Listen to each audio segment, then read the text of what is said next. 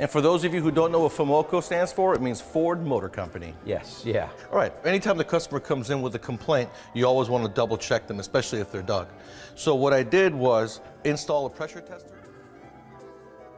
Welcome to Sam's Garage, presented by NH Oil Undercoating.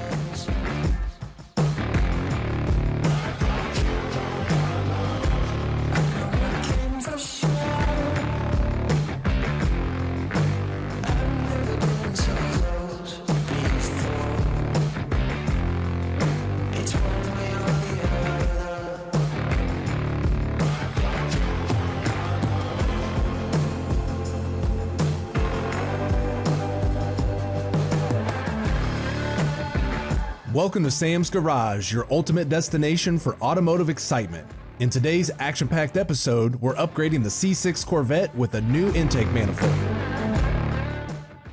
Sam and Doug replaced the heater core in the Ford GT350.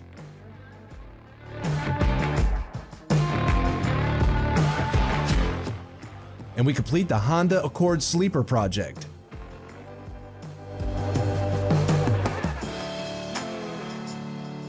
Plus, join us as Sam shares his expertise with the technicians of the future, so get ready for the supercharged adventure.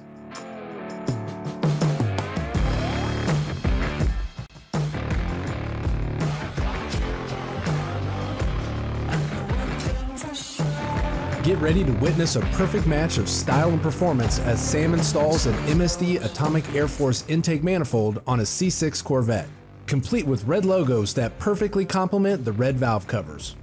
Prepare for a surge of performance as Sam unleashes the full potential of this iconic machine. This week on our Holley C6 project, we're going to be replacing the intake manifold and doing some maintenance at the same time.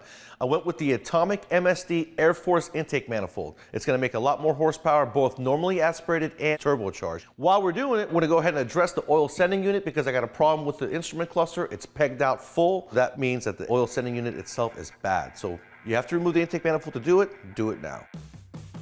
Anytime you guys are dealing with the fuel rail, you want to take the fuse out for the fuel pump, crank it, and let the engine empty out the fuel rail so it doesn't blow up in your face. This particular car does not run yet. I'm not about to put the battery in, go through a 10-minute ordeal to try to do that. So I'm just gonna put a rag around it, do it old school. Whenever you're removing the intake manifold, you see this right here, that's debris. You wanna get that out of there, because if you accidentally pull it up and that falls in, it's very important. Oh, hang on, there's several. Also, on a Corvette, well, on all LS's, in the back, there's going to be a vacuum hose. You can either remove it from here and transfer it over, or you can remove it from the back of the intake manifold, whichever one's easier. This is an oil sending unit. These things are notorious for going out on LS motors, and so if you're going to be doing an intake manifold and you haven't replaced yours or it's original, go ahead and swap it out.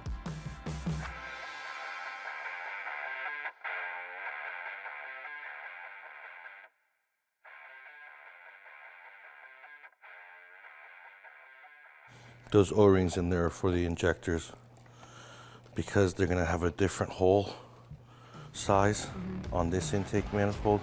It's very important that we move over the injectors, O-rings.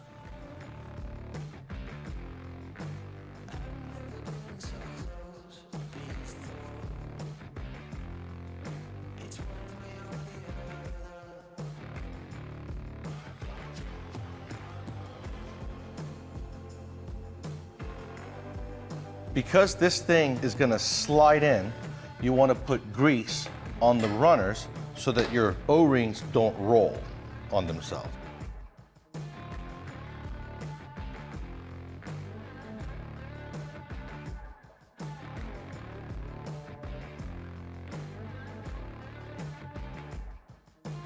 Anytime you guys are dealing with a rubber gasket, you want to tighten these bolts several times because it's got to compress. Even when you go to sleep at night and you wake up in the morning, go back and double check them again, you'll see that we're loose. So very important you do this about 3 or 4 times. MSD gives you 3 locations for you to put the map sensor. Depending on which engine you have and where your map sensor is located, they give you 3 spots. But none of the holes are drilled for the map sensor. So wherever you decide to put it, you got to drill the hole for the map sensor so it sees the actual vacuum. The awesome thing about this manifold is that it's fully tunable.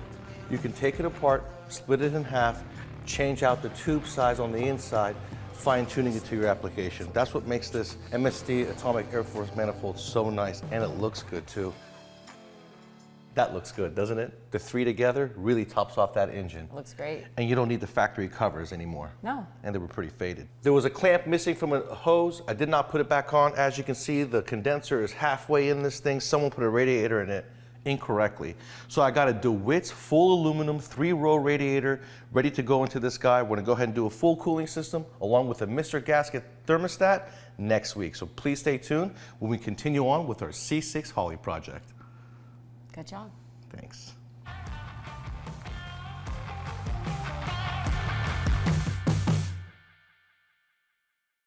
Sam's Garage is presented by NHOU. Brought to you by the following companies.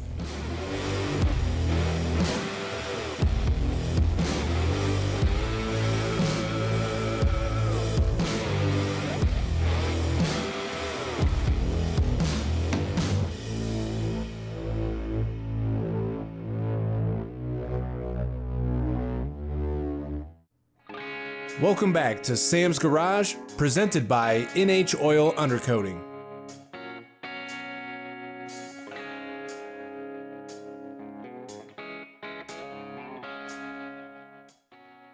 Today, Sam and Doug are turning up the heat as they tackle the installation of the heater core in the GT350, bringing us one step closer to the great race. But that's not all. Sam's got some expert tips and tricks up his sleeve to make the job a breeze. Today, Doug and I are going to fix a comeback. We're not going to say whose comeback it is. But to his defense, new is an acronym that means never ever worked, right? Yeah, Sam, when I put all of this together, when I redid the interior and I put the new heating element into it, you know, the heater core, I would have never figured that a brand new one would leak. Well, guess what? Yep.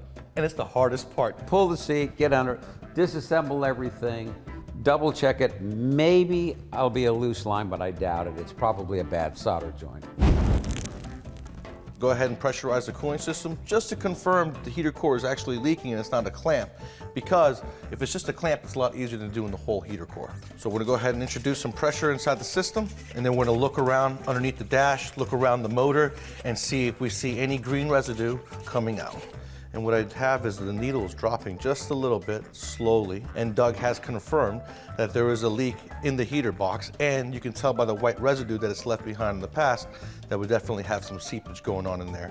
So we went to Summit Racing, got ourselves a brand new heater core. We're gonna go ahead and install it. And this time we're gonna do it properly. Trying to think about it, it could have been 20 years ago. And when I take a look at it, I can see the Fomoco insignia. This was new old stock I bought at the time. The problem that you run into, guys, sometimes if stuff has been sitting on the shelves for a long period of time, even though this is all soldered up, apparently we had some solder joints that let go. We always tell you when coolant leaks and it evaporates or dries on the item, it turns white. And you can see all that white residue, it also crumbled out of the box onto the floor. Yeah, it was an absolute mess. Making your item serviceable is important because he would have never thought that he had to take this back out as brand new. So what I like to do is when I install something, I always think of failure, so I want to be able to make it easy for myself to remove and replace. So in the new one, we're going to take a little bit of lube and we're going to put it onto the extensions that the hoses go onto. That way the lube will stay there indefinitely, it's not going to go anywhere, and anytime Doug has to service this, he can just literally pull it right out without the hassle that we had earlier. The foam deteriorated. What I did is, we had foam parts all through here and it was just crumbling up, so what I've done is I removed everything. You can go ahead and you can see the residue. The residue was just everywhere. When I had fired the car up, all of a sudden I could smell something, and then when I looked down, I could see a slight drip, so I knew it was happening. So I've removed everything, every bit of foam that we've got. I really don't drive this car in terrible weather anymore. I'm just gonna go ahead and leave the foam off because it only lasts, you know, a few years and it begins to deteriorate and you have to pull everything apart. So right now, I'm just gonna go ahead and leave it like this. We'll clean everything up before we put it back in. The hardest part was taking off the old style clamps. Once we got the old style clamps and we got everything broken loose, it really went really fast. And you know, your idea, put a little bit of lube on it when you put it all back together, guys, that'll save you on down the road, because even though I bought a new old part, it still failed. I can't believe that thing was leaking so bad. I can't either, Sam. You know, that was a lot of work. You know, Thanks for giving me a hand, because this whole body laying upside down, you know, sooner or later I knew it was going to give up, so. I'm right behind you with the body thing. Yeah. The good thing is that I was, dreading the heater core because all heater cores are bad. But Yeah. this wasn't bad Yeah, at it all. really wasn't bad. The last item, because we are going to be doing the cooling system, we're not going to put coolant back in it because we're going to attack the radiator just to make sure that we're nice and efficient. We're not going to overheat out there. So we've got a complete cold case unit going in. And we're going to keep all the old parts because it's very important to do that since it is what it is.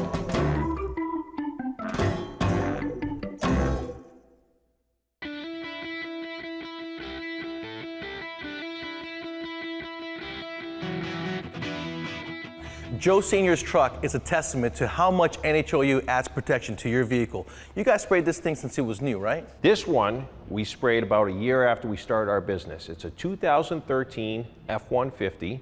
That is very cool. Let me tell you, I can see the protection underneath, but anytime I travel in northern Virginia, I can tell how much damage there is because the vehicle's front fenders and bed sides are gone, 2 to 3 inches up. I can look at Joe's truck and there is nothing there. What do you guys do to prevent the rust there? Well, this is just getting a basic oil undercoating every year. And what the goal is, the service, is to cut the oxygen off from the metal. Let me tell you, this is crazy. Knowing that we're up here in New Hampshire and I could just sit here and scrape off the layer of oil you got behind it is a completely perfect frame. Absolutely. I mean, this has a buildup on it from all the years. We oil it, it collects road dust, it accumulates a layer of buildup.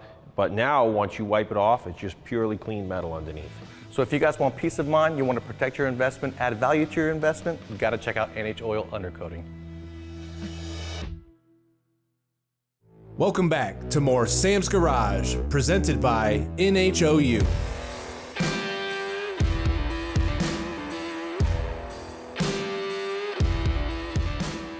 Prepare to witness the culmination of an extraordinary journey.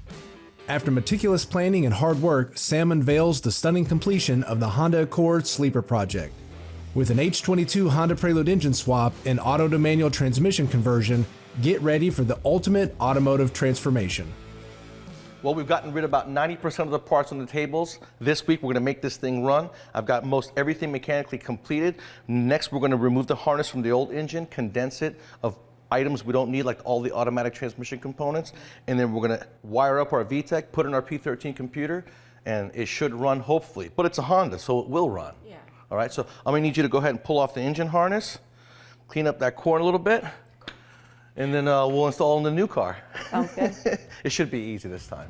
It's not going to be easy. So we got the harness out of the car. I've cut off everything that's for automatic, and I've cut off everything that I know I don't need, like the front upper radiator neck that has an extra sensor that the Prelude computer does not see, so I cut that out. So what Julie's doing right now is getting all the old brittle plastic off the loom. We're going to then retape it. Since it's a Honda, the wires are all going to be good 30 years later. And we're going to put it back in the car. So we're just going to run the fuel injection. Then I'm going to run in our VTEC solenoid, our VTEC pressure switch, and our knock sensor. 3 wires. We're going to ground the other side of the pressure switch to the block. So what I'm going to do is all the transmission connectors are being cut and left alone and taped up. I'm going to defuse the transmission computer and remove it so none of those wires are going to be live. So I got the wire harness completely installed.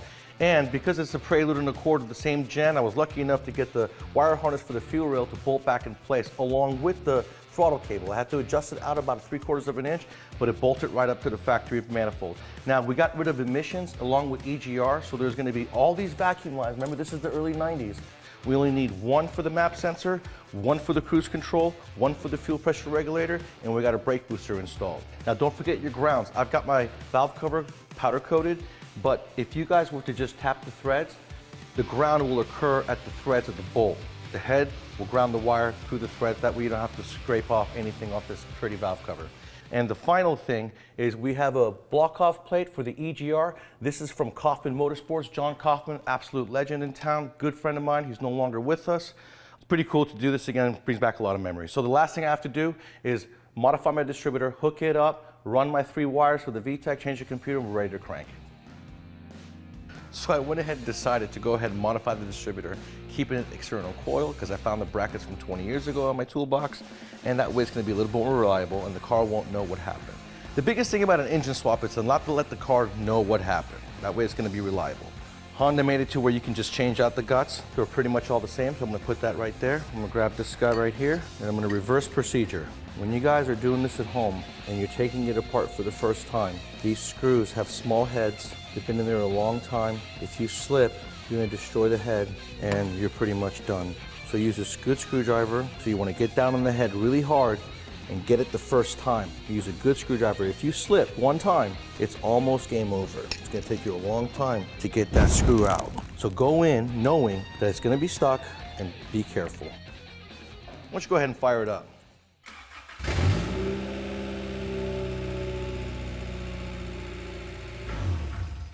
Reverse lights are on. Looks like I have a little thing to fix.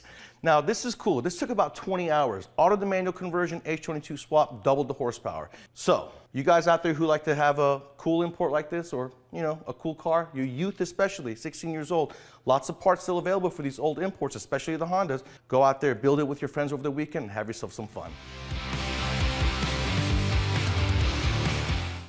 Sam's Garage is presented by NH Oil Undercoating. Is brought to you by the following companies.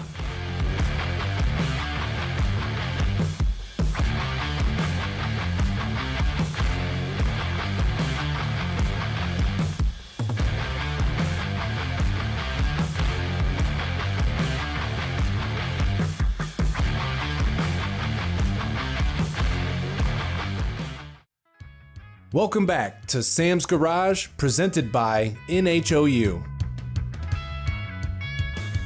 On today's heartwarming segment of Sam's Garage, Sam is on a mission to inspire the next generation of automotive technicians. Join us as Sam teaches the kids from Hebron Christian Academy all about how turbos and automatic transmissions work. Get ready for a fun and educational journey into the world of automotive engineering. We got something really special for you guys today. We all know there's a huge shortage of technicians out there. We went to Hebron Academy and we got ourselves a bunch of students behind me who are doing an elective class called How It's Made, run by my good friend Jim Lacey. We're gonna teach these guys how stuff works, as in turbos, torque converters, clutches, all the cool things that you see in the mechanical world. And we're gonna show them the benefits of being technicians, so you don't wanna miss this one. The first thing we're gonna be going over today is torque converters and clutches. Basically, why is it that when you come to a stop, the car does not stall? Now, anybody here familiar with a manual transmission? Raise your hands. 1, 2, 3, that's good. And what happens to a manual transmission car when you come to a stop? If you don't put the clutch in, it shuts down. So you have to put the clutch in because you have to separate the transmission from the engine. First of all, we have the flex plate. This flex plate will bolt onto the back of the crankshaft. You got 2 splines. One spline of the transmission is going to be hooked up to the crankshaft.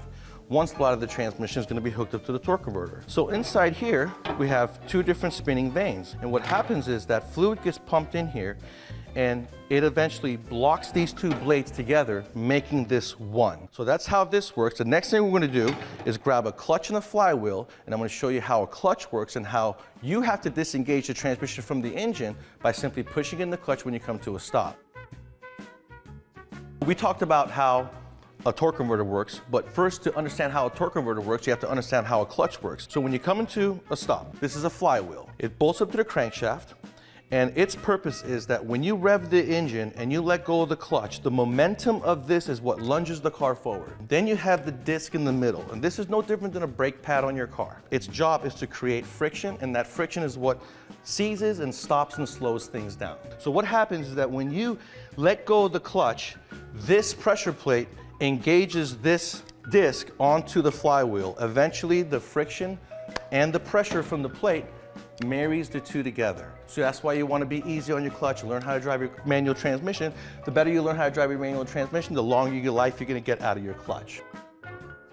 So now we're going to go on to how boost works. And in this case, we're going to be talking about turbochargers. So how the concept of a turbocharger works, like a turbine engine on an airplane.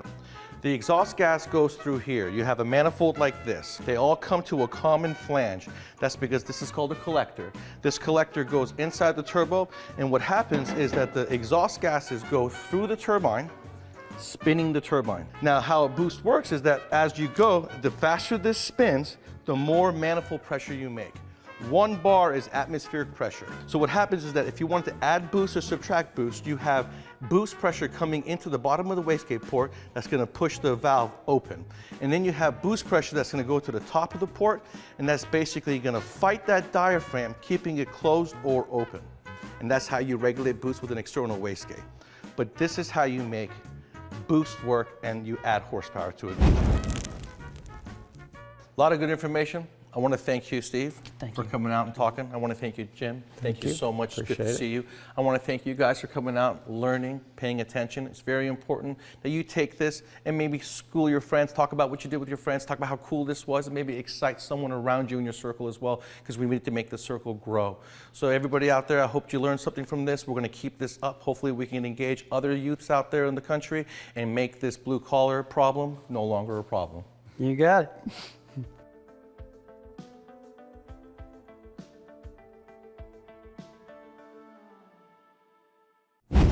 Be sure to check out Sam's Garage on these other media platforms. Send us questions and feedback to info@samsgaragetv.com. And that's a wrap for today's incredible episode of Sam's Garage. From high-performance upgrades to expert engine swaps, we've seen it all. Special thanks to our future technicians and, of course, Sam for sharing his passion and knowledge. Join us next time for more automotive adventures and inspiration. Until then, keep those engines running and dreams alive.